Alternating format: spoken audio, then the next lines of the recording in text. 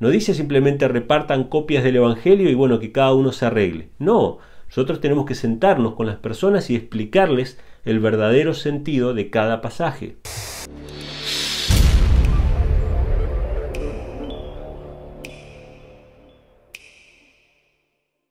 ¿Qué tal amigos? Bienvenidos a un nuevo video. En esta ocasión quisiera hablar acerca de este lema, el lema protestante de la Biblia como única regla de fe, esta sola escritura o la Biblia y la Biblia sola como única regla de fe y su verdadera interpretación o su verdadero sentido, que muchas veces es un poco distorsionado, ¿no?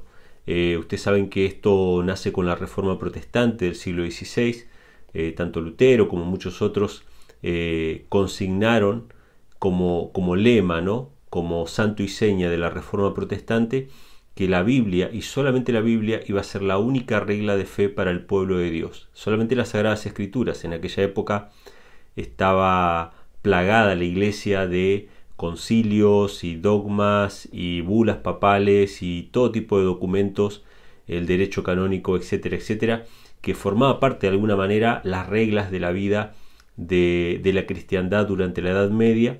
Y la Reforma Protestante lo que hizo fue quitar de un plumazo todo eso y establecer una única base, una única regla de fe que fuera solamente las Sagradas Escrituras.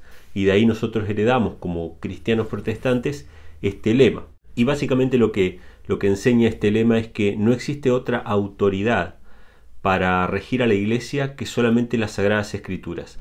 Esto obviamente puede sonar contradictorio, ya que hay muchas iglesias protestantes que varían en su interpretación de las Escrituras y por lo tanto tienen costumbres distintas.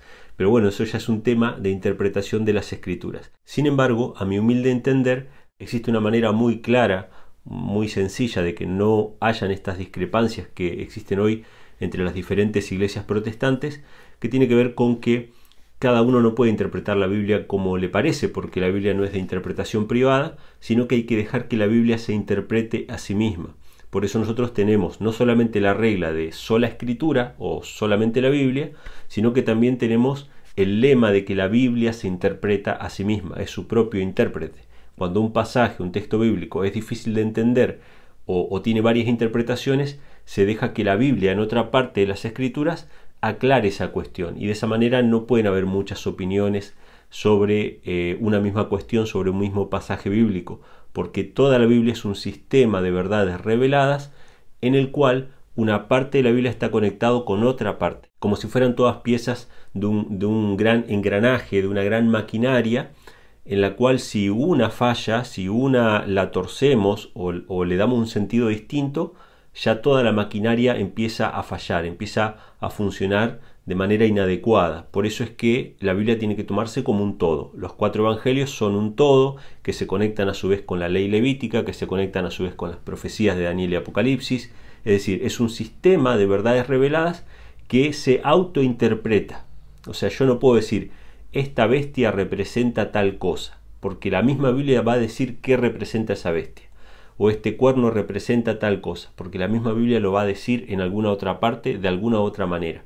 Entonces, eso, sumado a la guía del Espíritu Santo, que obviamente que es lo que nos guía a toda la verdad, nosotros podemos tener la certeza de que hay una sola interpretación de la Biblia y no tantas como seres humanos existan sobre la tierra. Así que básicamente esa es la interpretación de este lema de la sola escritura. Pero muchas veces surgen personas que pueden llegar a torcer el sentido real de esta expresión de la Biblia sola y consideran que, por ejemplo, nosotros no deberíamos leer ningún otro libro que no fuera la Biblia, o no deberíamos escuchar a ninguna otra persona que simplemente no estuviera leyendo la Biblia. De hecho, nosotros como ministerio distribuimos gran cantidad de literatura que no es la Biblia, ¿sí? Por ejemplo, yo he leído, leo, recomiendo muchos libros, tengo algunos acá en la mano para mostrarles. Por ejemplo, un libro que me gusta mucho es este, Ley Dominical Nacional, de Jan Marcussen, ¿sí?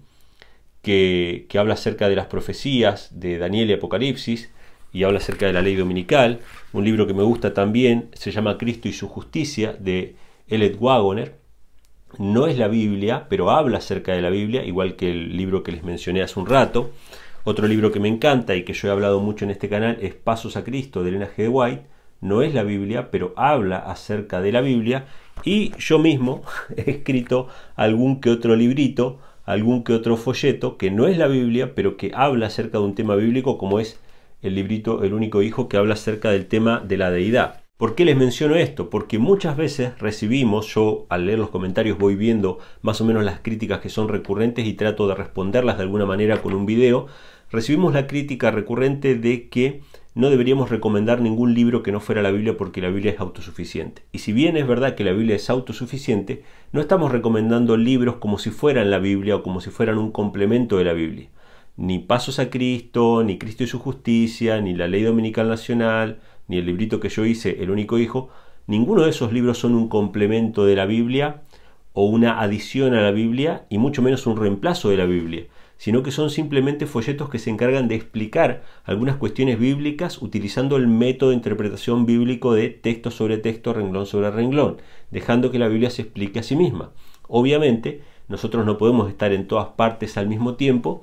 O sea, cualquier escritor, cualquier maestro, cualquier persona que se dedique a enseñar la palabra no puede estar en todas partes al mismo tiempo y abarcar a todas las personas del mundo. Entonces, una forma eficiente de llevar el mensaje es a través de la literatura y obviamente hoy en día a través de videos. Yo no puedo visitar todas las casas del mundo, pero los videos pueden llegar a muchas casas, quizá a miles de casas de personas que están estudiando la Biblia y quieren conocer acerca de un tema. Lo irónico de esto es que a veces recibimos la crítica de que la Biblia, y solamente la Biblia hay que leer y no hay que difundir más nada que la Biblia, de personas que están viendo un video mío, escuchando una predicación, y que probablemente están escuchando otras predicaciones de otras personas también, y que sin embargo, a la par que están consumiendo literatura o material audiovisual de otras personas, dicen a otros que solamente la Biblia debe ser difundida. Obviamente nuestro trabajo no puede ser simplemente difundir Biblias, porque si no nosotros agarramos, compramos Biblias, las repartimos. Cuando alguien nos pregunte algo que no entiende o que necesita que le expliquemos algo, le decimos, no, mira, yo no te puedo explicar nada porque la Biblia es tu única regla de fe, así que ora a Dios y Dios te va a guiar y vas a aprender solo ahí por tu cuenta. Evidentemente las cosas no son así. Cuando nosotros utilizamos el lema de que la Biblia es autosuficiente, es que es autosuficiente para interpretarse a sí misma, es autosuficiente como única regla de fe, pero eso no implica de que Dios no utilice siervos y personas para enseñar las Escrituras y para ayudar a aquellas personas que están empezando a conocer el Evangelio o que quizás son experimentados, pero que siempre tenemos algo para aprender de alguien. A mí me encanta leer y escuchar la experiencia de otras personas que han estado estudiando diferentes temas y Dios les ha mostrado alguna luz adicional que quizás yo no la he visto al leer por mí mismo las Escrituras, y yo recibo esa luz, pero no la recibo de la persona, la recibo de las Escrituras que esa persona recibió.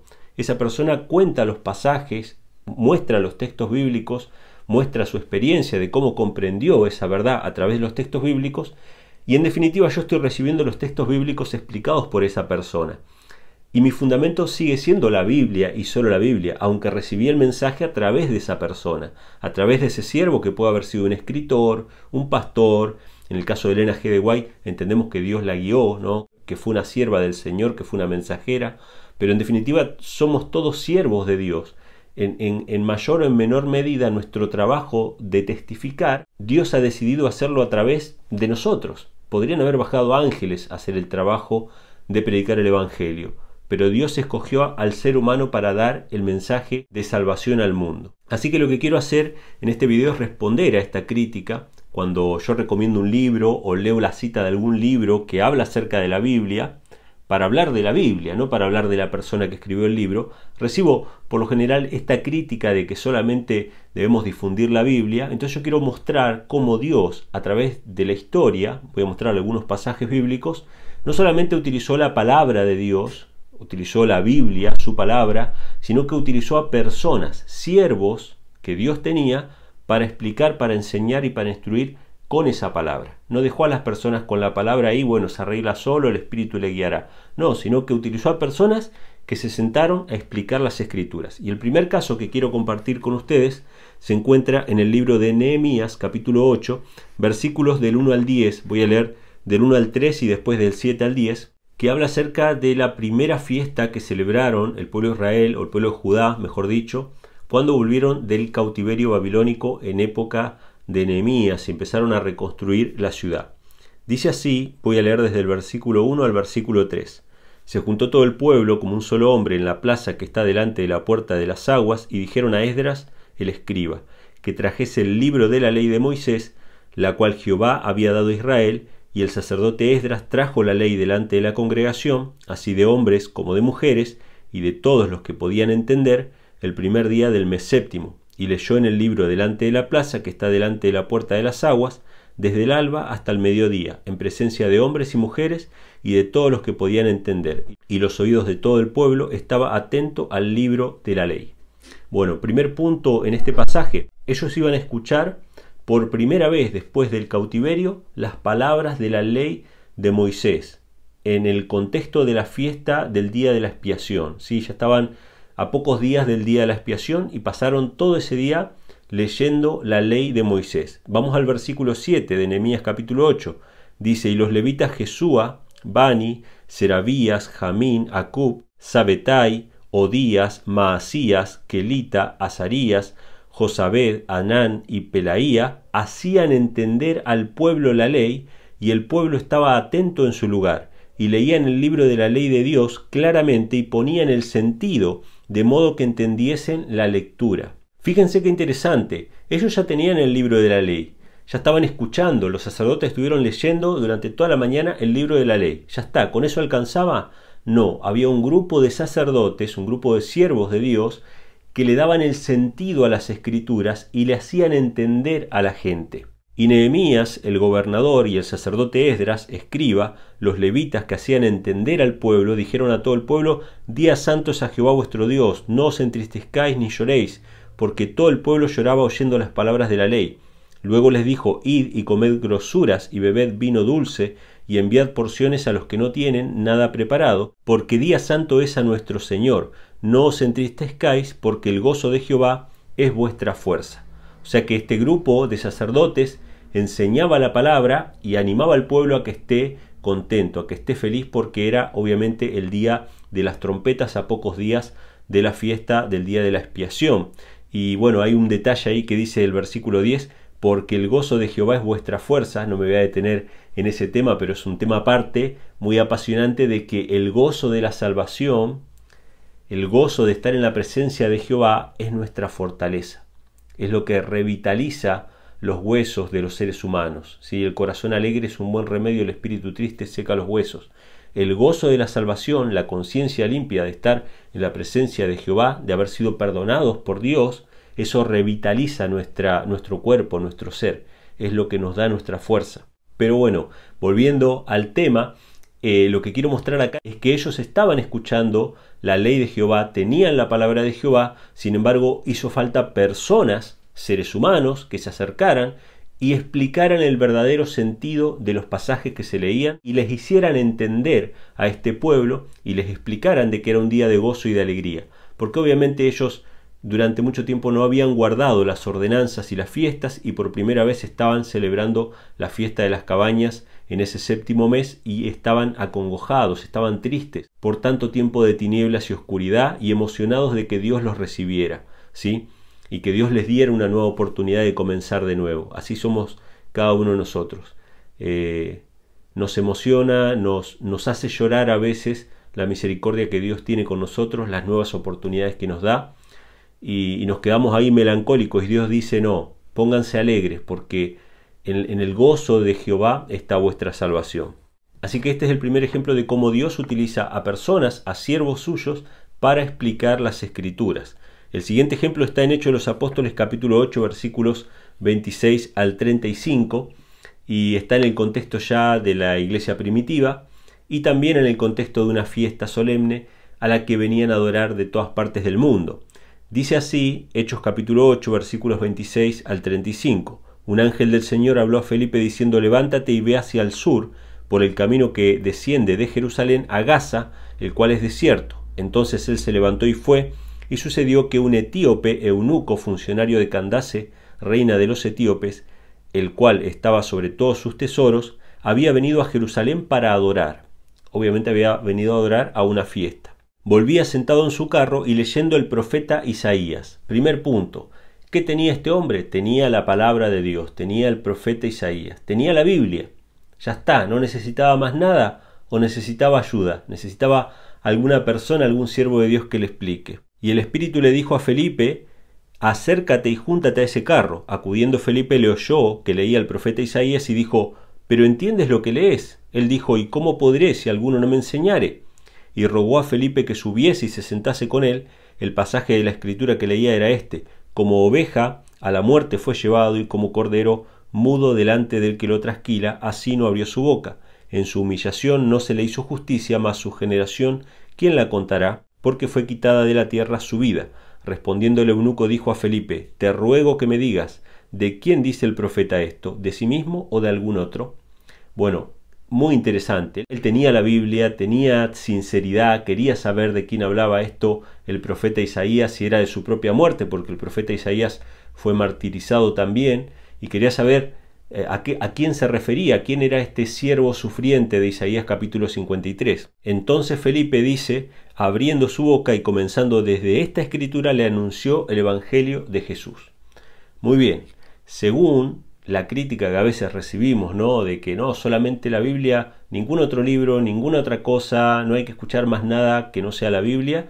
Según este criterio, este etíope se tendría que haber conformado con lo que tenía ahí, le pedía a Dios y Dios pues, de alguna manera le iba a mostrar solamente con las escrituras. Pero no, Dios no trabaja de esa manera. Dios tiene una iglesia, Dios tiene un pueblo, Dios tiene siervos que se encargan de enseñar su palabra, ¿sí? Entonces Dios nunca va a dejar de obrar de esa manera, así como obró por medio de sacerdotes, obró por medio de los apóstoles que enseñaban las escrituras. El mismo apóstol Pablo enseñaba las escrituras acerca del Evangelio y predicaba el Evangelio con las escrituras, pero él era el instrumento utilizado por Dios para darle el sentido a las palabras de las profecías del Antiguo Testamento que referenciaban a Cristo Jesús. En este caso, estas palabras del Antiguo Testamento fueron explicadas por un siervo de Dios. Y no es que este siervo de Dios escribió parte de la Biblia. Felipe no escribió nada de la Biblia, sin embargo fue un instrumento para hacer entender la Biblia a otra persona. Esa persona no se fue con el fundamento de Felipe. Esa persona se fue con el fundamento de la Biblia, del profeta Isaías, como está escrito en Isaías 53, pero entendiendo el verdadero sentido de esta escritura. Otro pasaje que quiero sumar a estos textos, a esta respuesta, se encuentra en Mateo capítulo 28, versículos 19 y 20, que es la gran comisión, donde Jesús le dice a sus discípulos: por tanto, id a hacer discípulos a todas las naciones, bautizándolos en el nombre del Padre, del Hijo y del Espíritu Santo, enseñándoles, escuchen esto, enseñándoles que guarden todas las cosas que os he mandado. La comisión de Cristo a la iglesia es que enseñemos las palabras de Cristo. ¿Dónde está la palabra de Dios acá? En las palabras de Cristo.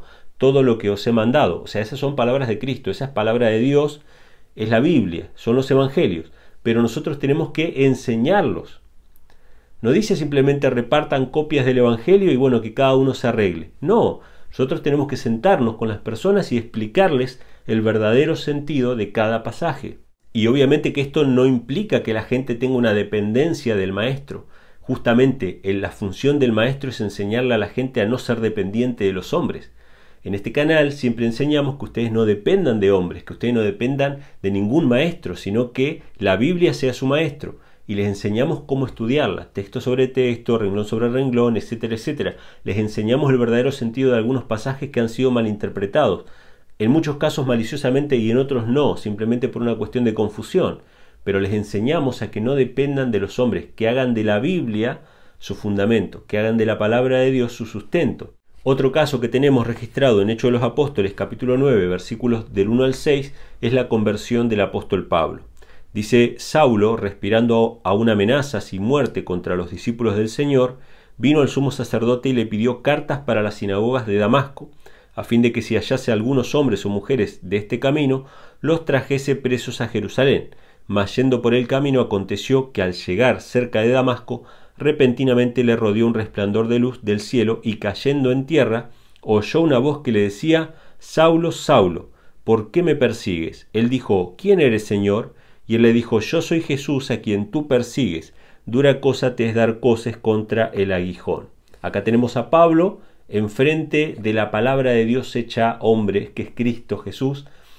O sea que la palabra de Dios estaba ahí, era Cristo hablándole al apóstol Pablo. Él, temblando y temeroso, dijo: Señor, ¿qué quieres que yo haga? Y ahora Cristo no le respondió nada, no le dijo qué quería que haga. Le dijo simplemente, levántate, entra en la ciudad y se te dirá qué debes hacer. O sea, esto es tremendo porque el apóstol Pablo se encontró cara a cara con Cristo. Él podría haber recibido toda la instrucción directamente de parte de Cristo, pero Cristo trabaja a través de una iglesia, a través de un pueblo, y lo mandó con parte de esa iglesia, con parte de ese pueblo, con Ananías, un discípulo de Cristo, lo mandó con él para que este discípulo orara por Pablo y le dijese lo que tenía que hacer, entre otras cosas bautizarse, para poder predicar el evangelio. Así que vemos que Dios utiliza siervos, aparte de tener su palabra, utiliza siervos, personas que enseñan la palabra y que ayudan a los que están empezando en el camino para que sepan cómo guiarse con las Sagradas Escrituras. Y por último quisiera leer un texto de Apocalipsis que siempre lo recuerdo, que siempre está en mi mente acerca de la manera en que Dios trabaja, que dice lo siguiente, Apocalipsis capítulo 1, versículos del 1 al 3, dice que es la revelación de Jesucristo que Dios le dio para manifestar a sus siervos las cosas que deben suceder pronto, y la declaró enviándola por medio de su ángel a su siervo Juan, que ha dado testimonio de la palabra de Dios y del testimonio de Jesucristo y de todas las cosas que ha visto. Bienaventurado el que lee y los que oyen las palabras de esta profecía y guardan las cosas en ellas escritas, porque el tiempo está cerca. Acá tenemos los mismos elementos que vimos en los textos anteriores, quizá de una manera más breve, pero están las palabras de esta profecía, que es la palabra de Dios, o sea, el libro de Apocalipsis es parte de la palabra de Dios, ahí está la Biblia, pero después dice, bienaventurado el que lee y los que oyen. Hay una persona que lee y hay un grupo de personas que oyen.